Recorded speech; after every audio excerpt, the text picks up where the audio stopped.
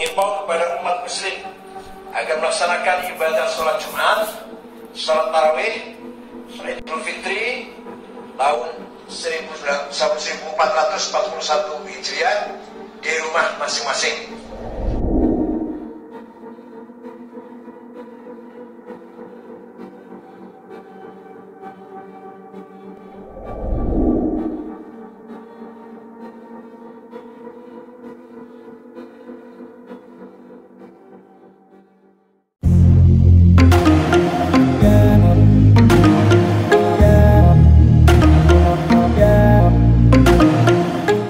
Assalamualaikum warahmatullahi wabarakatuh.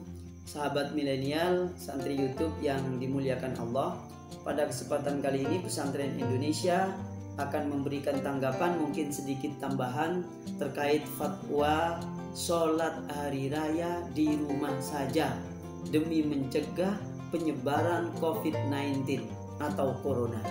Nah, pertanyaannya, pernahkah Nabi melakukannya sholat hari raya Id di Idul Fitri atau Idul Adha di rumah? Nah, para jamaah, mari kita telusuri. Diriwayatkan di dalam kitab As-Sunan Al-Kubra lil Baihaqi, yaitu juz 3 halaman 396, bahwasanya dari Abu Sa'id Al-Khudri, karena Rasulullah sallallahu alaihi wasallam yakhruju yaumal fitri wa yaumal adha ilal musalla fa awwalu syai'in yabda'u bihi as-salat summa yansarifu fa yaqumu muqabilan nas. Katanya Abu Sa'id Al-Khudri, ketika sholat hari raya Idul Fitri dan Idul Adha, Nabi itu keluar ke musola, tempat terbuka, tempat lapang, kayak lapangan begitu. Lalu yang dilakukan pertama kali itu adalah sholat. Setelah sholat beliau itu berpaling menghadap ke jamaah, kemudian faya'izuhum wa yusihim wa ya'muruhum. Beliau melakukan tausiah, melakukan pesan kebaikan, ketakwaan dan seterusnya sebagaimana yang kita ketahui selama ini. Nah, jadi berdasarkan hadis ini Nabi sholatnya itu di tempat lapang. Namun tidak masalah sebagaimana yang juga terjadi di Indonesia, yaitu sholat Id di masjid. Karena menurut Imam Asy-Syafi'i dan menurut Syafi'iyah, sholat hari raya itu lebih afdal dilakukan di masjid, khususnya orang yang ada di wilayah Mekah yang dekat dengan Masjidil Haram.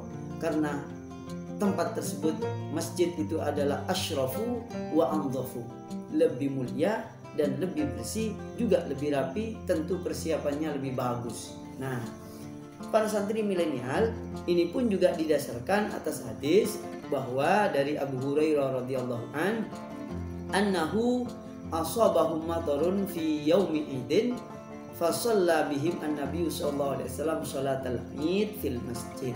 Ini ada di dalam kitab Sunan Abu Dawud juz 1 halaman 451.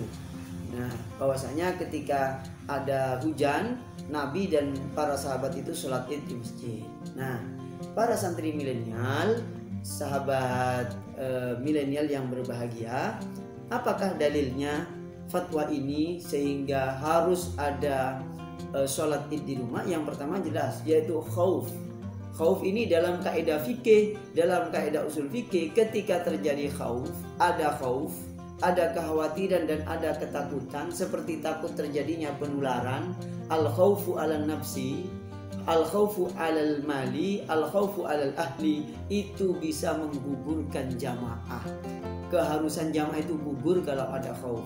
Ini keterangan bisa dilacak lebih lanjut di dalam kitab Al-Mawsu'at Al-Fiqhiyah atau kitab-kitab usul fikih dan kitab kaidah fikih.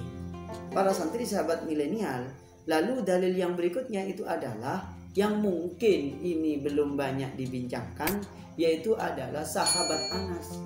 Sahabat Anas ini adalah orang yang pertama kali, orang yang satu-satunya diceritakan dalam kitab hadis sholat Id di rumahnya. Nah, di dalam kitab As-Sunan Al-Kubra lil Baihaqi, tepatnya di juz 3 halaman 427 dan halaman 428, diterangkan bahwasanya karena Anas idza fatahu sholatul idi ma'al imam jama'a ahlahu shalla bihim misla sholatil imam fil id. Bahwa ketika sahabat Anas ini ketinggalan sholat id, beliau itu mengumpulkan keluarga-keluarganya, ya, mengumpulkan keluarga-keluarganya, lalu setelah itu beliau mengimami sholat sebagaimana sholatnya imam. Nah, diriwayatkan juga di kitab yang sama, yaitu di dalam kitab Sunan Al-Baihaqi Al-Kubra ini, juz 3 namun halaman 305, bahwa kenapa sahabat Anas ketinggalan, karena beliau itu rumahnya jauh, bahwa rumahnya itu bizawiyah. Nah, zawiyah itu 2 farsah, 1 farsah itu 5.544 meter, kali 2 berarti 11.088 meter, sebagaimana keterangan di dalam kitab Al-Fiqhul Islami wa Adillatu. Nah, jauh dari Jamek, dari rumahnya sahabat Anas ke Jamek di Basrah itu jaraknya sekian, sehingga beliau ketinggalan. Nah, sehingga dari hadis ini para ulama, diantaranya di dalam kitab Fathul Bari Ibnu Rajab, kemudian Al-Mughni Ibnu Qudamah, orang yang ketinggalan sholat id itu boleh sholat di rumahnya. Ya, pertanyaan berikutnya adalah apakah pakai takbir? Oke, pakai takbir. Di dalam kitab Sunan Al-Kubra lil Baihaqi, yaitu tepatnya di juz 3 halaman 428, bahwasanya Muhammad ibnu Sirin berkata, kanu yastahibbuna idza fatar rajula sholatu fil idaini ayyam dia ilal jiban fayasna'u kama yasna'u al imam. Bahwa katanya Ibnu Sirin, orang yang ketinggalan sholat id itu dianjurkan sholat di rumah sebagaimana yang dilakukan oleh imam persis. Nah, ini dinyatakan oleh Al-Hasan, An-Nakhai, Malik Asy-Syafi'i dan Imam Ahmad dalam satu riwayat, yusolli wa yukabbiru kama yusolli al-imam. Sholat takbir sebagaimana yang dilakukan oleh imam. Namun demikian, ada pendapat lain bahwasanya kalau orang itu sholatnya sendirian di rumah, di kitab yang sama yaitu Fathul Bari dan Al-Mughni dikatakan bahwasanya ketika sholat sendiri, an atau idza fatahul id sholat rakaataini laisa fihi ma takbiratun, bahwasanya kalau ada orang ketinggalan sholat id maka sholat 2 rakaat, kemudian laisa fihi ma takbiratun, yang di dalamnya itu tidak usah takbir. Katanya Imam Ahmad bin Hanbal dalam riwayat yang lain, innamat takbiru ma'al jamaah, takbir itu hanya ketika berjamaah, kalau memang sholat idnya itu sholat di rumah berjamaah, seperti itu. Dan ini dikatakan oleh Atha Al-Auza'i dan juga Imam Ahmad dalam satu riwayat. Para santri sahabat milenial yang dimuliakan oleh Allah, pertanyaan yang terakhir itu adalah, apakah orang yang sholat id di rumah itu juga pakai khutbah? Kalau sendirian tentu tidak usah khutbah, karena kalau sholat sendirian, sholat id di rumah sendirian tidak berjamaah kok pakai khutbah. Mungkin sahabat-sahabat yang masih jomblo sholat id di rumahnya sendirian karena belum berkeluarga, maka tidak perlu khutbah, karena kalau pakai itu kan akan terkesan kurang waras lah gitu ya, seperti itu.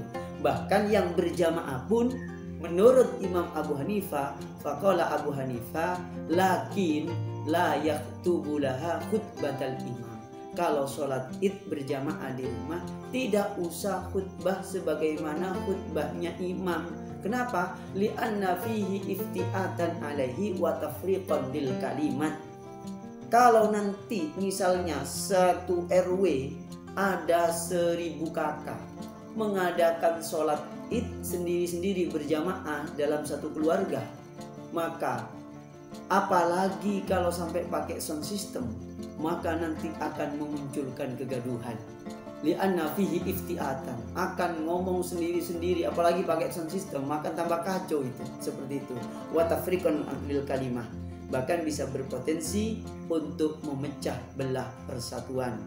Nah, oleh karenanya sebagaimana hikmahnya juga Idul Fitri berjamaah itu untuk persatuan umat Islam, kalau memang sholat id berjamaah di rumah, menurut Imam Abu Hanifah tidak perlu ada khutbah. Seperti itu, cukup sholat id seperti sholatnya imam di masjid atau di tempat terbuka. Semoga ini bermanfaat. Sampai jumpa di kajian yang lain, tetap pada channel yang sama. Assalamualaikum warahmatullahi wabarakatuh.